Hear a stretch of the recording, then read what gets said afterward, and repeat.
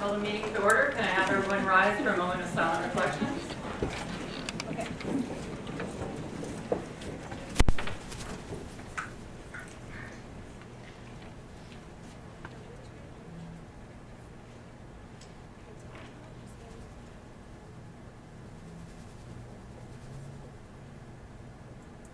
Thank you. Please be seated. Next item on the agenda is a roll call. Councillor Chimino. Present. Councillor Barbeau. Here. Councillor Bernier. Present. Councillor Dupuisson. Présent. Councillor Dupuis. Here. Councillor Riva. Here. Councillor Kilgore. Councillor Belli. Here. Councillor Craig. Councillor Colorelli. Councillor Kent. Here. Councillor Ludwig Altman. Mayor Manager. Here. Through your worship, it's quite a lengthy agenda. The first item on the agenda is the Ontario Ombudsman.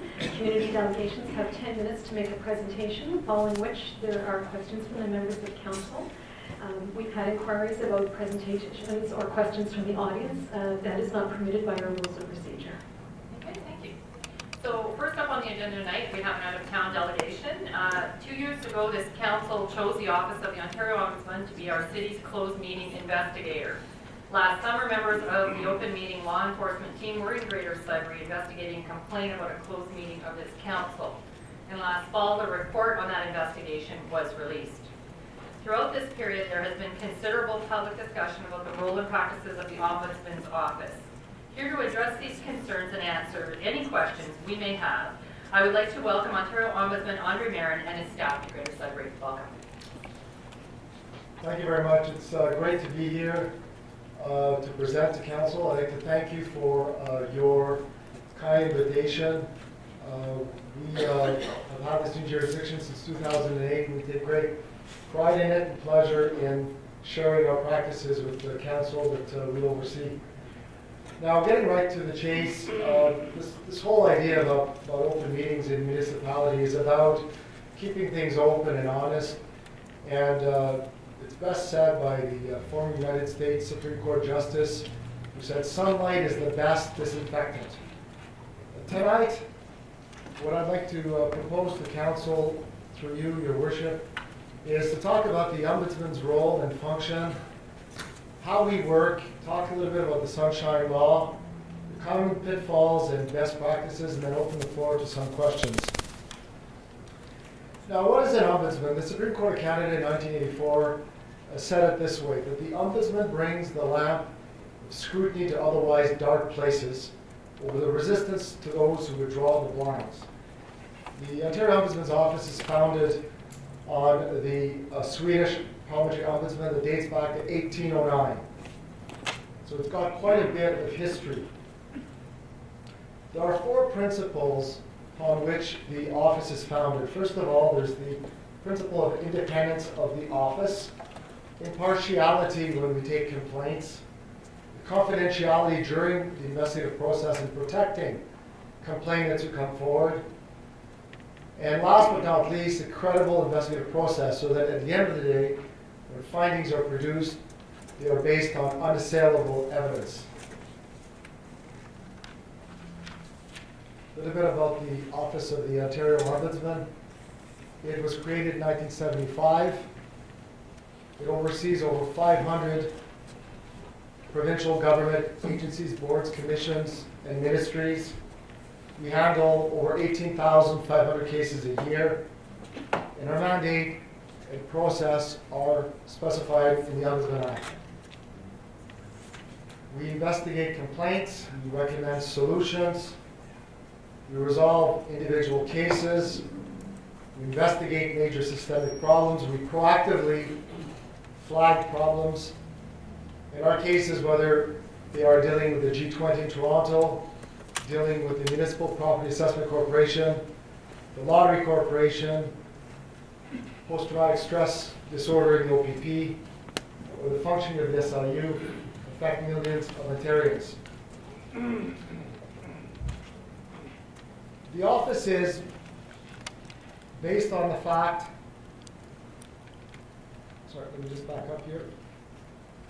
The office is premised on 2 things. One is that we have great powers of investigation. Those include inspecting premises, compelling disclosure, interviewing witnesses, subpoenaing them if required, and obtaining documents. These powers are very rarely, if ever, exercised because we prefer to proceed on the basis of voluntary compliance and cause as little ruffling of feathers as possible. Investigations are conducted in private as opposed to a public hearing, and it is an offense to resist or obstruct the ombudsman. But on the other hand, at the end of the day, the only power I have is to make a recommendation.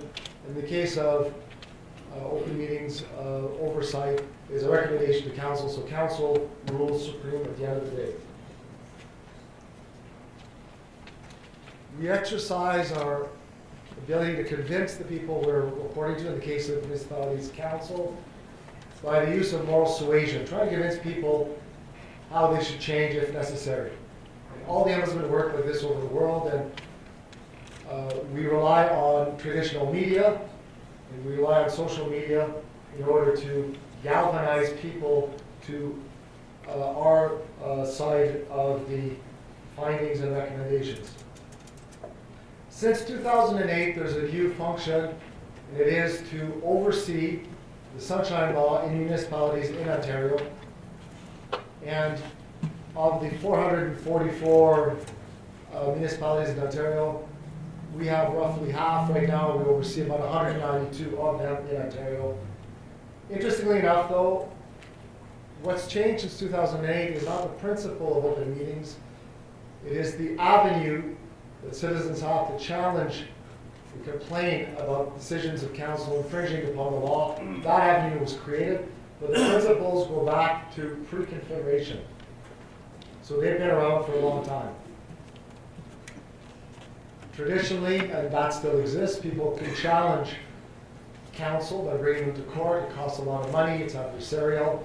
So the idea is to make it more accessible for citizens to challenge decisions of council and therefore create this new avenue to the ombudsman.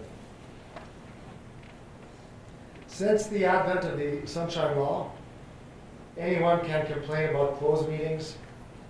The findings and recommendations are made public, but there is no penalty. In some U.S. states, there are penalties for council who disobey the law. We have created a special section in our office called the Open Meetings Law Enforcement Team. It has processed over 300 complaints since 2008. We decided this year to publish our first annual report. Not that we're required to do it, but we decided to do it in order to highlight the best practices and the worst practices.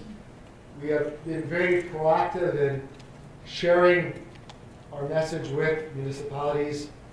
We have a Sunshine Law handbook that we distribute to all municipalities. We have a tip card that we had in our open meetings annual report, and we seek to educate on how we function in order to have that culture in the municipalities develop as well as it's developed with the provincial government.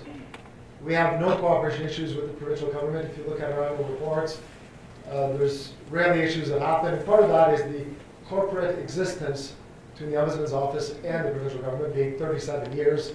So we have some catch up to do with the municipalities, and we accept that challenge to reach out. As council will know, your worship, all public meetings shall be open to the public, save and except some narrow exceptions provided in legislation. The meeting definition that we have adopted, founded on case law, is that any gathering of a public body that exercises the power or authority of that body or lays the groundwork necessary to exercise that power or authority is considered a meeting. So those meetings are subject to the principle that they have to be done openly, with the following exceptions in the legislation.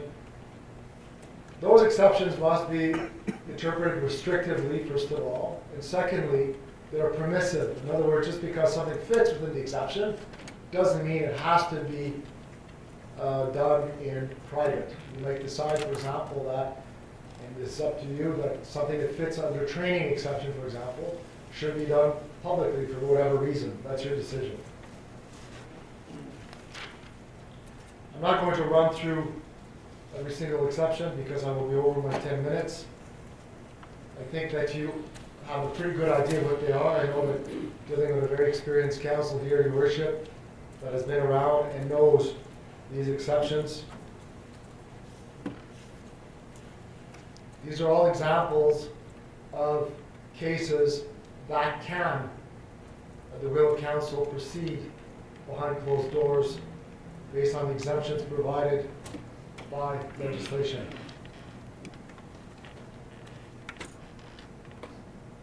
Education and training, let's pause to talk about that one.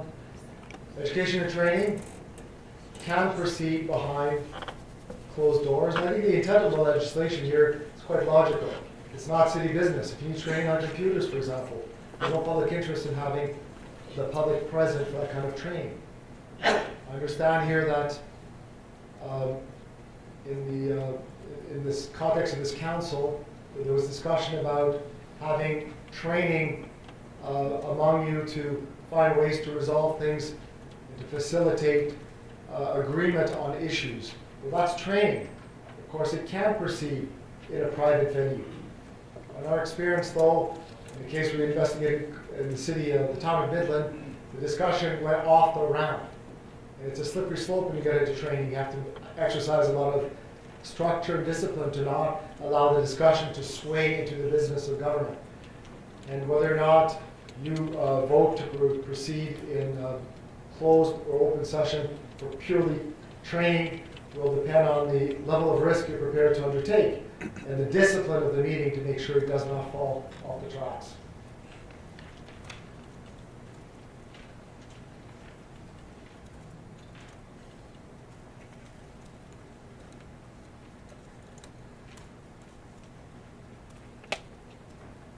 I'd like to talk a little bit about the process of our office because that may be something that needs a further clarification. When we receive a complaint about a closed meeting, we contact the clerk for details. Was notice posted? When was notice posted? What are the minutes? Can we have a look at the minutes? And then we do a preliminary triage to find out, okay, do we need to investigate this? Are we able to make a determination purely from the record? Do we need clarification from councillors? Do we need interviews? So there's a preliminary triage that's conducted to decide whether the case could be closed through a simple letter, or do we require more inquiries? We require a more robust investigation and meeting with council. When we do make that determination that we require further interviews with councillors, then those interviews are done by Omelette, and they're audio recorded simply for convenience sake and to make sure that the record is complete. We then provide a confidential draft back to council and solicit commentary. You may disagree with a finding. You may realize that there was additional information we missed. If we found that you shouldn't have met privately and we make a recommendation, you may have input on the way the recommendation is formulated. That report is confidential because this is when we have a little tete-a-tete where we want the free flow of ideas unencumbered by a draft being released publicly and then being changed. So we have that free flow. We have it in the provincial government in each and every investigation we conduct. Then based on your feedback, we finalize the report and then it's sent to council and published. Our interviews are conducted in person or by phone. They are non-adversarial and non-prosecutorial. There's no penal consequence. Our focus is not on individual behavior. It is on whether or not council relied appropriately and legally on one of the exemptions under the legislation. We can't find councillors personally at fault or lay charges. We offer recommendations. Council rules supreme in this respect. We do not proceed with city solicitor present for the simple reason that city solicitor cannot represent all councillors without being in a conflict of interest. The city solicitor is duty bound to share all the information to his client. So if he represents client A and client B, he has to repeat all the information to his second client. So that interferes with a credible investigative process. Because it's not credible if everyone has discussed their evidence ahead of time. We don't oppose counselors bringing their own lawyers, but we don't encourage it because we don't think it's necessary. We strongly encourage municipalities to move away from minutes and to actually record their closed meetings. Why? Because it could save a lot of grief. If we have a closed meeting that is recorded from beginning to end, and that record is shared with us, we can be convinced very easily, very convincingly, whether it's justified or not under the exemptions of the Act. We can facilitate and expedite our investigations.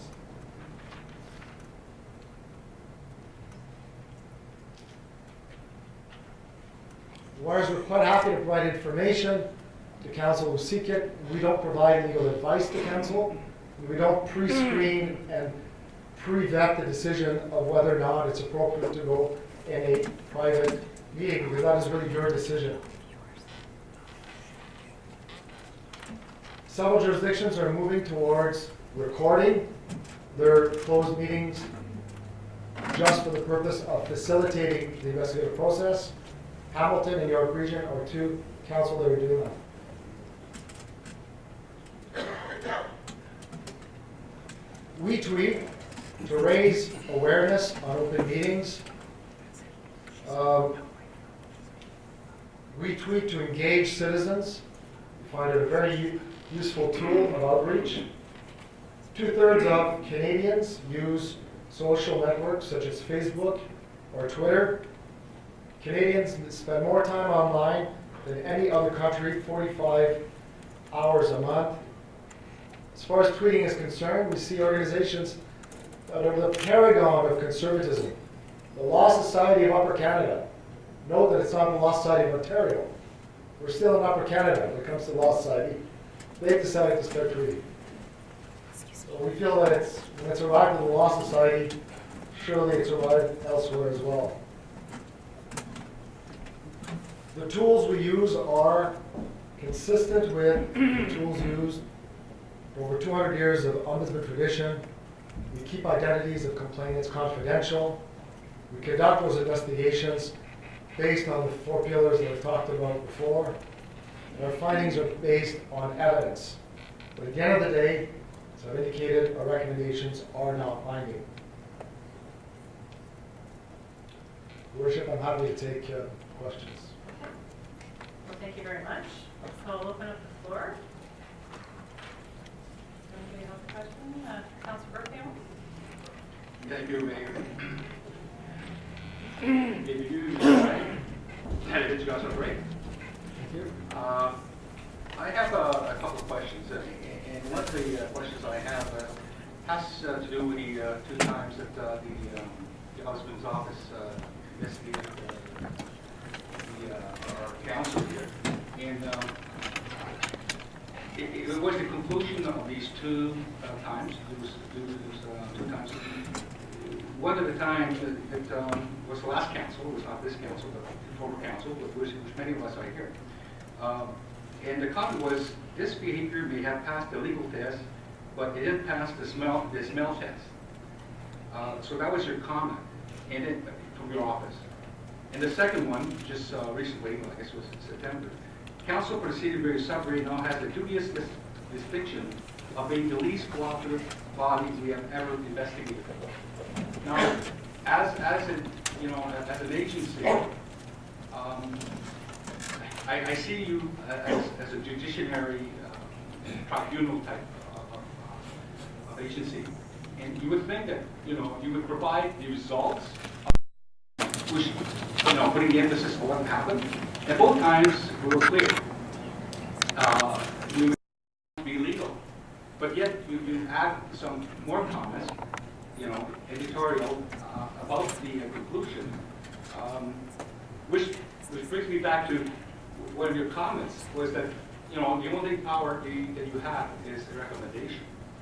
But yet you have more power than that, because you could easily tarnish the whole council, our reputation, and from that having backlash from our public. So I don't know if you wish to make comment about these. Yes, I welcome the question. Thank you very much through you, Your Worship. You know, the duty to cooperate is not an option. In fact, to refuse to provide a statement to the Ombudsman's office when a mandate has been engaged is contrary to law. So I can't, in my conscience, simply look the other way when 2 out of 12 councillors cooperated, the others didn't, and then the mayor cooperated and the city clerk. I have to pass comment on that. I mean, can you imagine the reverse that happened?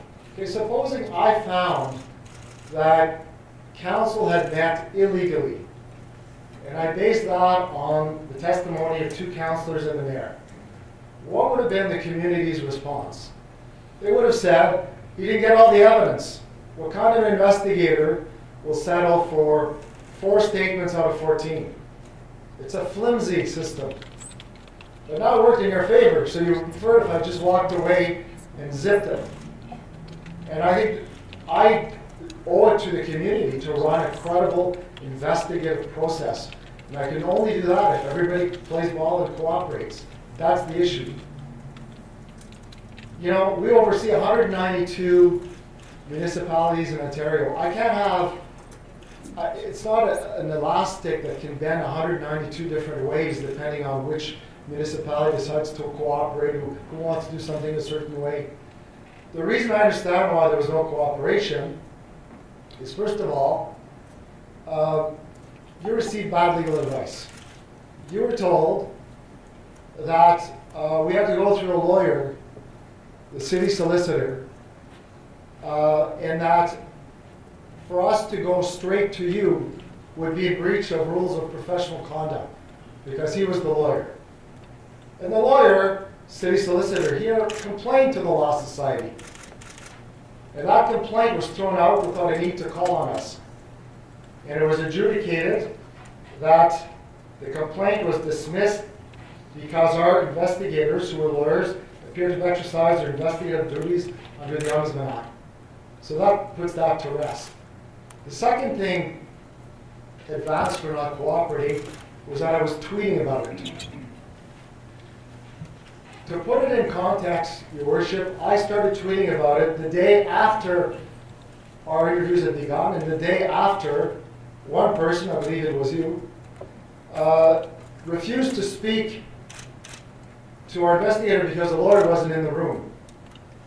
And clearly the information I was given from the ground is that we'd be seeing that the next day. So what I tweeted was, hopefully Sudbury City Council will cooperate. That was the extent of the tweet. When I see a quote in the paper, Your Worship, it's embellished, changes a bit. That was exactly the quote. What is wrong with saying, I hope City Council does its job? You're supposed to cooperate. You know, today, in this period of the year, this festive period, the police forces always say, don't drink and drive. Because it's the law, and it's self-evident. Now, surely it would be inconceivable for citizens to justify drinking and driving because they were irritated by the police's ethics. And similarly, when I say hopefully council will cooperate, it's more like an invitation to cooperate, an invitation to follow the law. And to come back to the original question you asked, I have a duty, I think I'm duty bound, to expose cooperation issues that I faced during my investigations. I mean, the easiest thing for me to have done would have been to issue all of you subpoenas with Greyhound bus fare to Toronto. That's all I'm compelled to do, and then we would have met in my boardroom. But I didn't want to do that because I want to give you an opportunity to cooperate and do the right thing. It's one of the reasons I'm here today. I don't want to have to go through the more abrasive route because we don't need to go there. Yes, Mayor, and follow up to this. Just to make a comment regarding non-cooperation.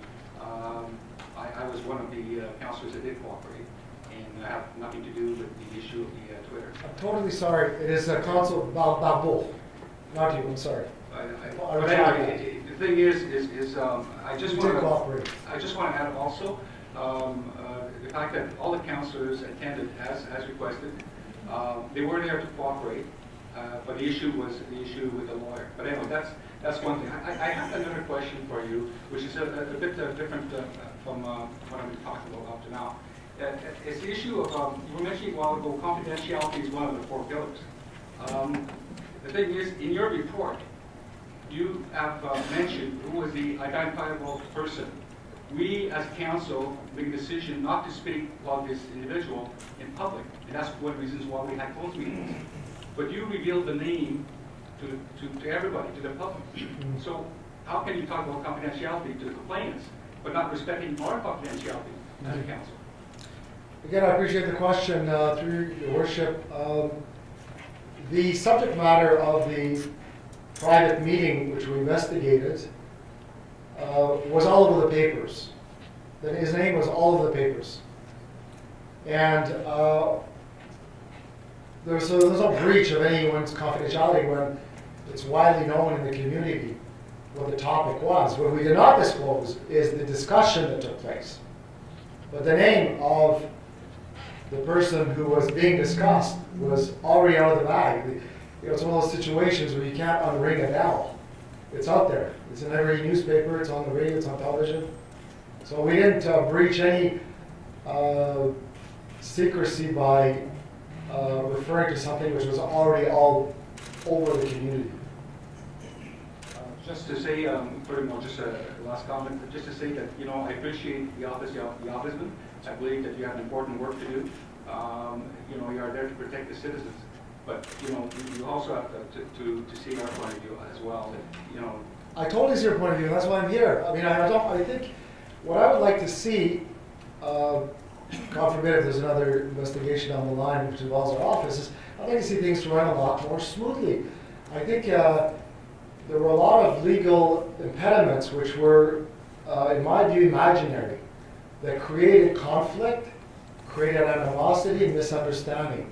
And one of the reasons I'm here is to diffuse those, and hopefully we're able to get things moving in a much more smooth way, and we're able to not only report that you met appropriately behind closed doors, but report that we received stellar cooperation and keep it as short and as to the point as possible. Councillor Ted. Thank you, Madam Mayor. Just to begin with, just say this, that we were never, ever told we had to go to our lawyer. Never. So you're incorrect with me. If anybody here says I'm wrong, please speak up. Were we told we had to go through our lawyer? No. See people shaking their head? No. We were told that. We were told that we were not allowed to speak to you directly, and the subject matter was made a complaint to the Law Society for, no, I'm telling you from my perspective. And, when we're trying to reach you and we get a lawyer's letter saying, my client has instructed me to represent him, and you're not allowed to speak to him directly, well, that's an issue that you might want to raise with your city solicitor, because we have that correspondence. Well, that's an issue between you and your city solicitor.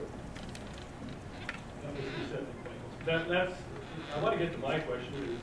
I'm more interested in this, and my question is really more essentially a part of my concern with you, sir. It's not the office I'm concerned with, it's you. And I want to go back to one of your tweets, because reading your tweets is very interesting. And I understand that you say you rely on social media to communicate. That's what we're up to. Makes good sense. It really does. That's what things for. But you also have to, in fact, you said it in your opening slide. You said you're supposed to be impartial and you're supposed to be credible. Well, here's a tweet from you before you came to meet with us. June the 25th, you say, Ombudsman in Sudbury tomorrow conducting interviews with council members.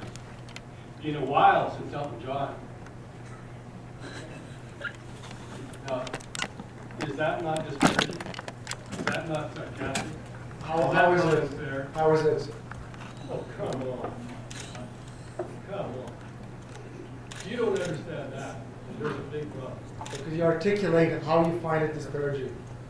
Well, you are saying, in effect, that something bad happened with Elton John, right? No, You're not? no.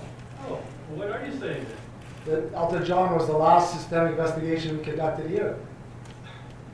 You were cleared in Elton John, were you not? I was there. No, but council was cleared. Council was cleared. Yeah.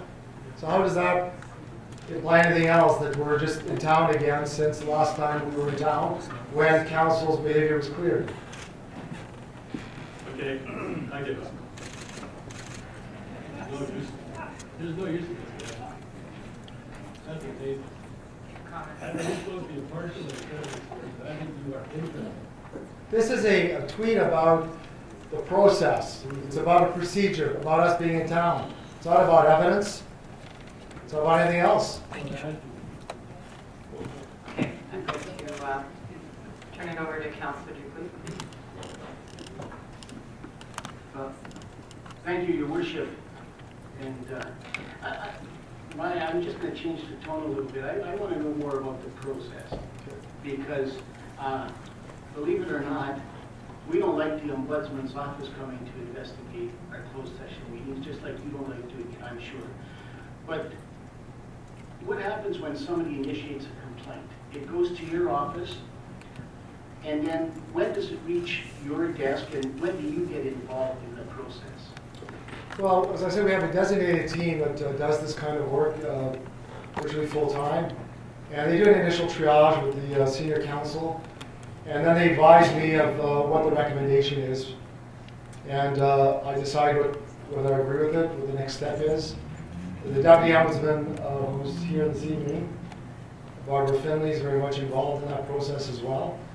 And if the complaint is about the lack of an appropriate notice, for example, we'll ask the city clerk, can we see the notice? If we feel it's appropriate, end of story. If it's about a meeting that took place on a certain issue, we can identify that it's not at all, can be summarily dismissed, that's what we do. So we do an initial vetting, and the recommendation is made, and then we decide whether to go to the next level or not. Okay, so We try to resolve everything as informally as possible. okay, I further, Your Worship, if I may, Mr. Marin, is when somebody initiates a complaint, at any time do you decide, well, it's not worth following up on, or this is one that we should really concentrate on, or is there a decision made at the point of the complaint being issued? Absolutely. We've done it several times regarding this council, where we simply issued a letter, closed the file, rejected the complaint summarily at the beginning. It's only the rarest cases that have proceeded to a field investigation. So we do that all the time. Funny, we don't hear about those, but Well, you don't, because they've been rejected. But there are many cases involving this council which we were satisfied required no more action. and Mr. Marin, again, through you, Your Worship, I just want to point out that when I showed up for my interview, I was with one of our city solicitors, and I made it quite clear, and I'm sure others around this table did too, is the fact that we were there to cooperate. But when we were told that we could not have legal representation and that the meeting was over, that's when we left. But again, I know I made it quite clear that I was willing to answer any questions. But now when we're talking about legal representation, our city lawyers are on the city payroll and everything else, but the two, Mayor Matichuk and our city clerk, attended with, I guess, their personal lawyers, but they were paid for by the taxpayers of Greater Sudbury. What difference does that make? Because they are essentially on our payroll.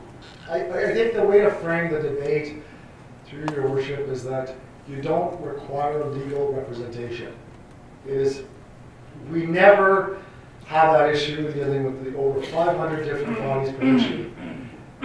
We don't encourage legal representation. Will we stop you from bringing a lawyer? No, we won't, but we will stop you from bringing the city solicitor. Because the city solicitor is a conflicted lawyer. You cannot share the lawyer with the lawyer for the city. because that lawyer is duty bound to repeat everything he hears to all the other people he's representing.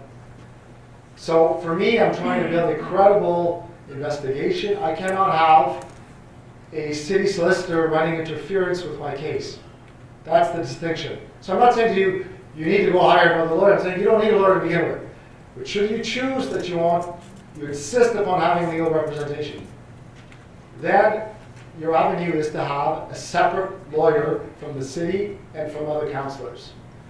We have this in the City of London, where council approved to have independent legal advice for all the councillors. We showed up, and the day we showed up, they had a change of heart, and they all proceeded with interviews without lawyers.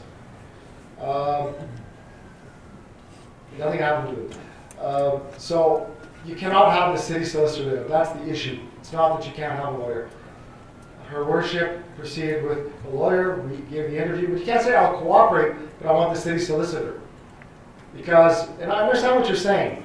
You in the heart of hearts wanted to give a statement. But the city solicitor should know better than to be present there after he's been advised we will not proceed with him in the room. But we were told he had been retained by all of you, and we had to go through him, rival communications, and he had to be there for those who chose him during the interview, and we don't allow that. That's the problem. Okay, Your Worship, that's fine, but I hope Mr. Canapini will have a chance, because, there are some comments made about, us receiving bad legal advice and so on. So I'm sure Mr. Marin wouldn't mind, but, Mr. Canapini should be able to respond to some of the things. I have no issue, and he has responded to the media. If he wants to present to council, he's welcome to. I have no objections to that, obviously. Merci. Now, did you want to do that, or do you want me to call? Maybe we should wait. Okay, we can wait. Do you want to wait, Jamie? Okay. Next speaker is Councillor Calderelli. Thank you, Madam Mayor. Mr. Marin, I just have a couple of questions and maybe comments that I want to make. First of all, you keep saying that this is not an adversarial process. And I believe that you do not intend it to be an adversarial process, at least I'll give you the benefit of the doubt. But I can tell you that that is not true. Certainly, the last time there was an investigation, when the Elton John meeting was investigated, the investigators were not present. They were intimidating. They tried to put words in our mouths. They kept saying, "Are you sure you didn't say this?" I mean, they weren't very nice at all. Now, maybe in lawyer speak, that's not adversarial or intimidating, but to me, it absolutely and certainly was. And why, anybody would think it was a great idea to drag people up to a courthouse on a Sunday afternoon for these meetings. I think that was kind of I felt like it was an attempt to tighten the screws a bit more. So to suggest that there's no adversarial atmosphere, I think may not always be accurate. So that's one comment I have. Can I respond to that before the next? Sure.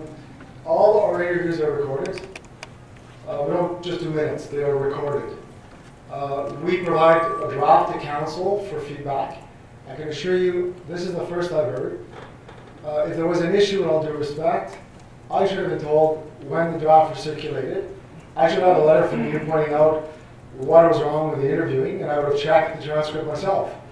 So, to be fair, this investigation took place in 2008, 2009. We're now in 2012. This is the first I've heard.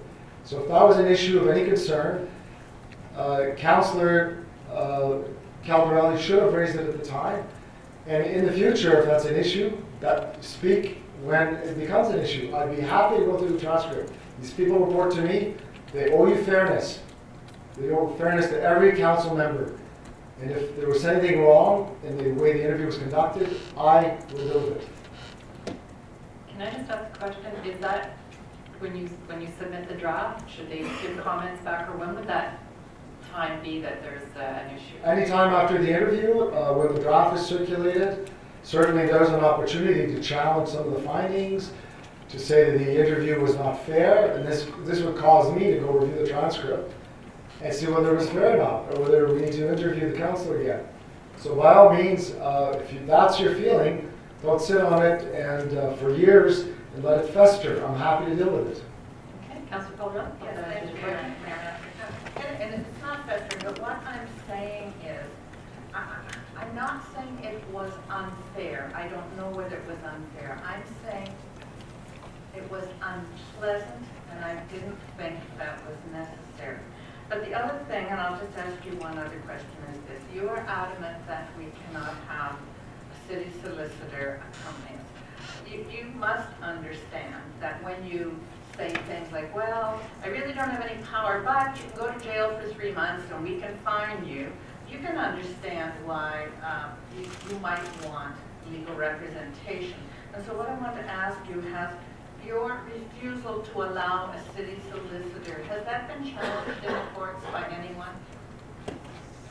No, we've been able to persuade all other city council that it's not the law, first of all.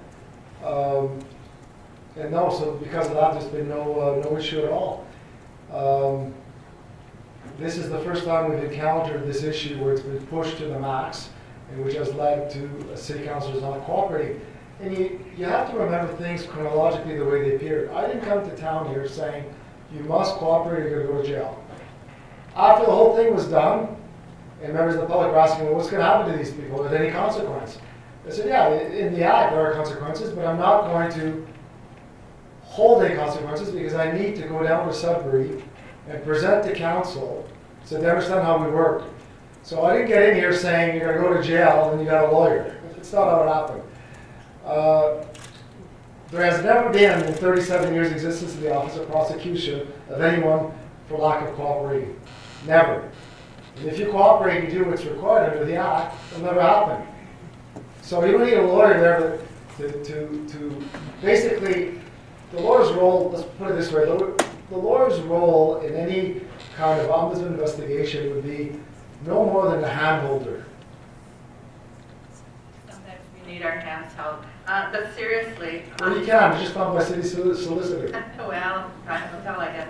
The other thing I'll say, and then I'll quit, is that you said, well, your comments, or maybe not even your comments, but those indications about jail and fines were after. But certainly you must know that a councillor would read the Ombudsman Act the minute they hear the word closed door investigation. So it certainly wasn't news after the fact. Supposing you're me, supposing you're the Ombudsman Ontario, and you go visit city council, and you get 3 out of 14 who cooperate.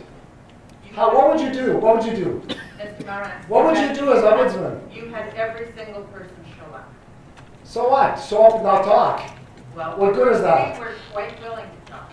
With city solicitor there. That's right. You can't do that.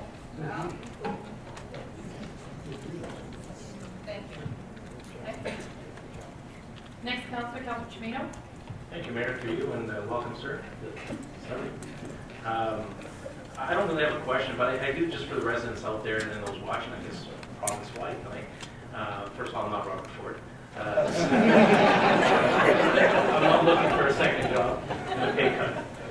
But I do want to go through my experience, because I remember the day well. It was the last day of school. I'm a school teacher, special education teacher, and it was the last day of school, so at exactly 3:15 when the bell rang, I had to take off and go to the hotel where the meetings were being held. And it was the semi-final of the World Cup. And, oh, well, I missed out.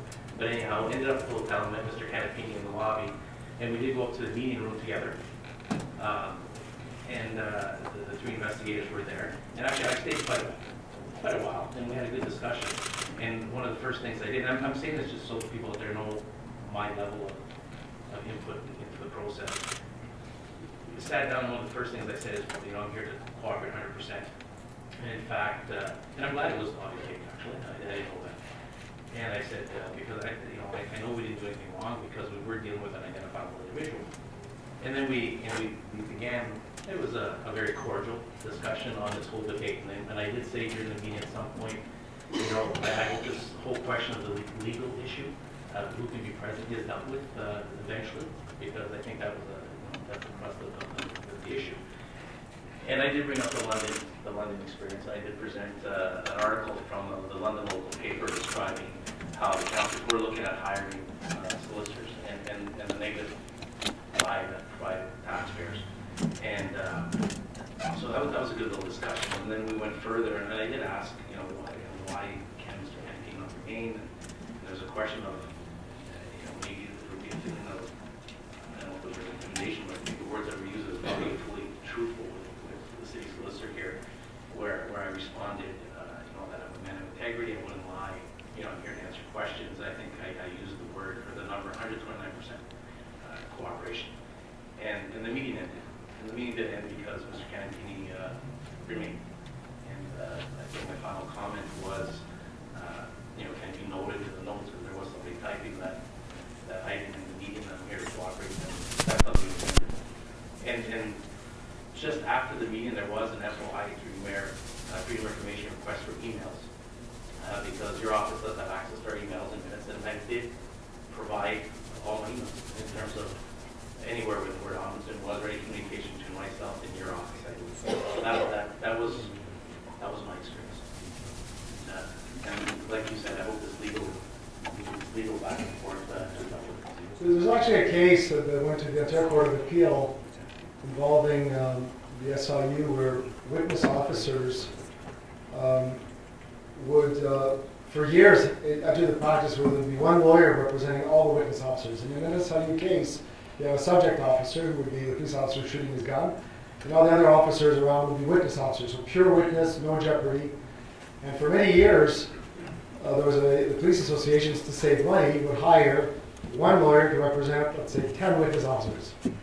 And the Ontario Court of Appeal recently decided, and the Law Society as well, that practice had to stop. Each witness officer had to have their own counsel, because it was not consistent to good practice to have one lawyer represent all of them, because of the fact that they would be duty bound to share among all the other witness officers what everybody else said. So there is a court case, Ontario Court of Appeal, called Minty and Schaefer, and it has been appealed by the police to the Supreme Court of Canada. We heard April 19, but right now the law in Ontario is that it's not appropriate to have witness officers all represented by one lawyer because of the issue of conflict of interest.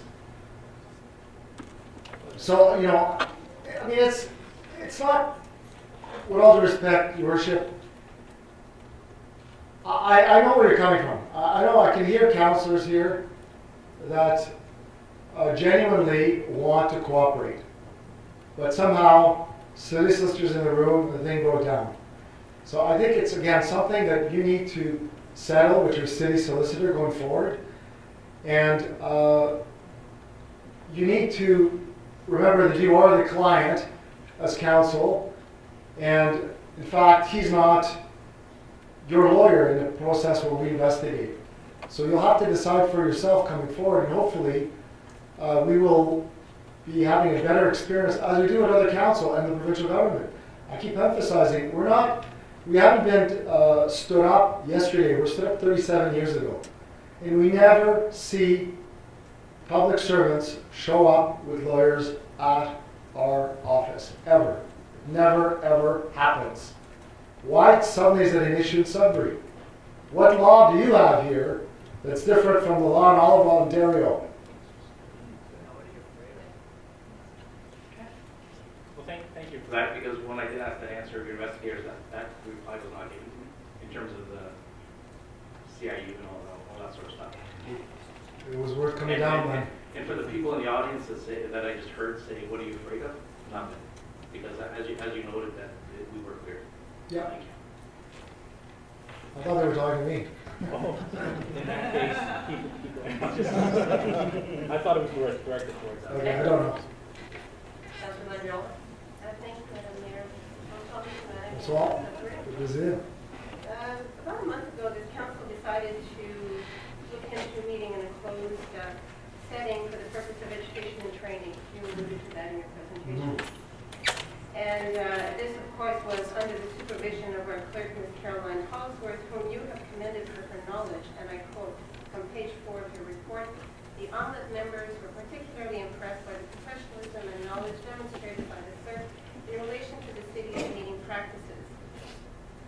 See, it wasn't all bad, the report. We did get some compliments. Well, actually, it is the crux of exactly what I'm going to say. Okay. Is that this request was being made under the supervision of Caroline. Yes. Subsequent to this came a response that if we did have this meeting, that there would be an investigation would be held, and this was the message from your office. On November 23rd, you tweeted back that we never suggested that there would be an investigation into a properly held training session in Sudbury that doesn't interfere into the city business. So I will only conclude that this is a miscommunication between your office and ours. But that's not my point. The point I'm trying to make is that there is a perception out there that should you have a closed meeting, that anyone can file a complaint and then it will be investigated. Could you clarify that? You touched on that lightly with Councillor Street. But what exactly do you look for in terms of criteria to establish an investigation? Do you look at media, the media coverage? You insinuated by your response to Councillor Bertion that it was out there, the name of the person that we were holding, the identity of the person that we were speaking about. We were not admonishing who it was, but you did. And by doing that as an agency of the government, you in fact disclosed exactly what we were trying to protect. So could you explain to us, please, how your criteria is established? And I have another question after. Thank you. Well, the first comment you made, I need to address it because I know it became pretty big in the media here, and I thought that I would just hold my answer till I appeared here because I was coming down and I didn't want the issue to continue revolving in the media at the time. We at no point advised not to go in a private meeting. There was confusion arose along the line, but I can assure you, not from our end. And that's why I issued that tweet. I didn't want to get into he said, she said, but I can assure you that we never said you could not go to training in that case. What we did say is that if you do decide to go to a private meeting, care must be had, discipline, so that the meeting does not become a meeting of city business, which is what happened in Midland. But we did not say you couldn't do it that way. The second question is how the criteria we apply. We try to resolve the case using the most informal mechanism possible. So we've only escalated to an investigation if there's conflict, when we look at the paperwork, if we're left with some questions, if the case is of public interest, depending on all the circumstances. A lot of it's a judgment call. It's not always perfect. Sometimes we will investigate and find that no, there was no real issue here, as we found in both the last case and the Elton John case. But along the way, if we get cooperation issues, we will raise them. We're duty bound to raise them. If we get issues regarding best practices and we can advise council, we'll do that as well.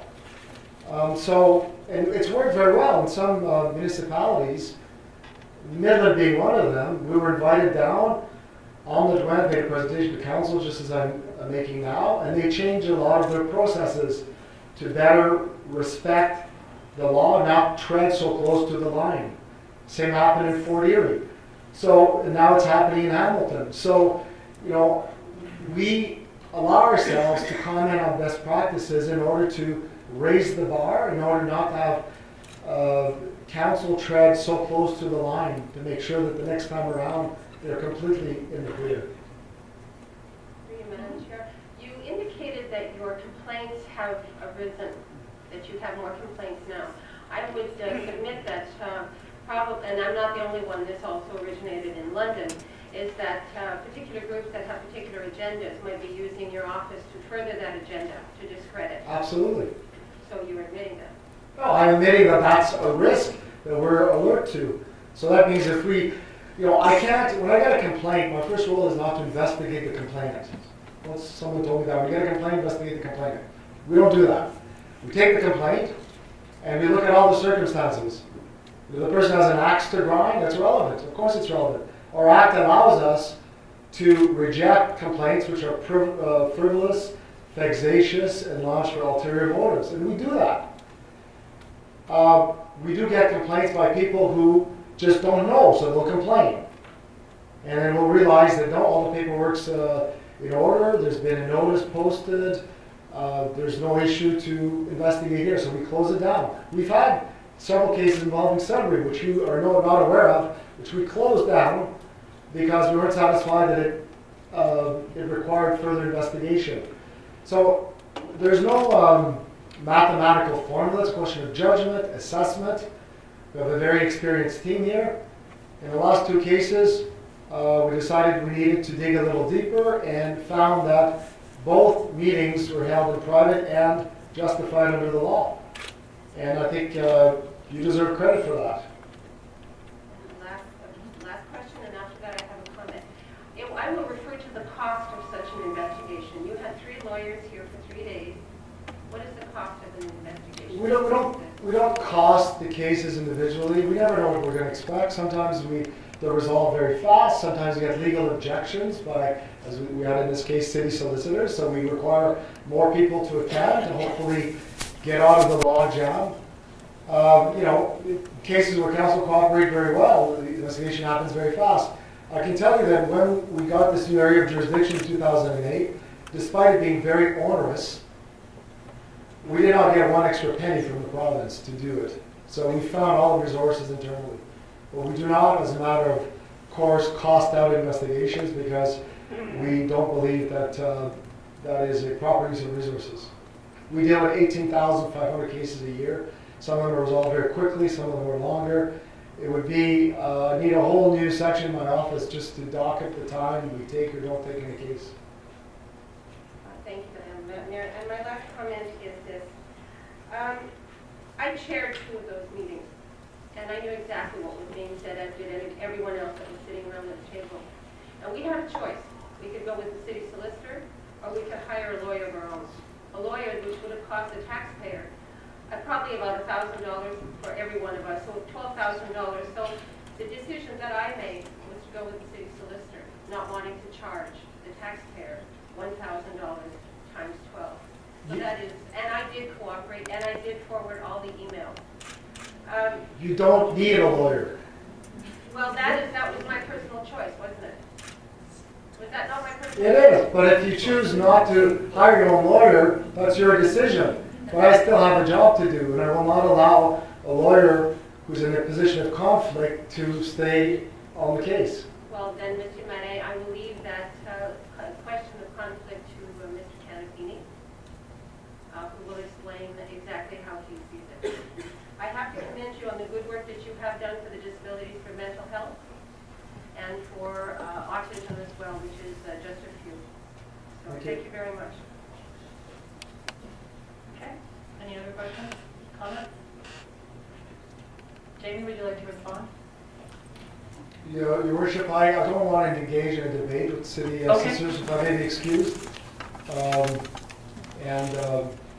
If there's a requirement for me to come back, I'd be pleasure to do so. Okay, just one. Yeah.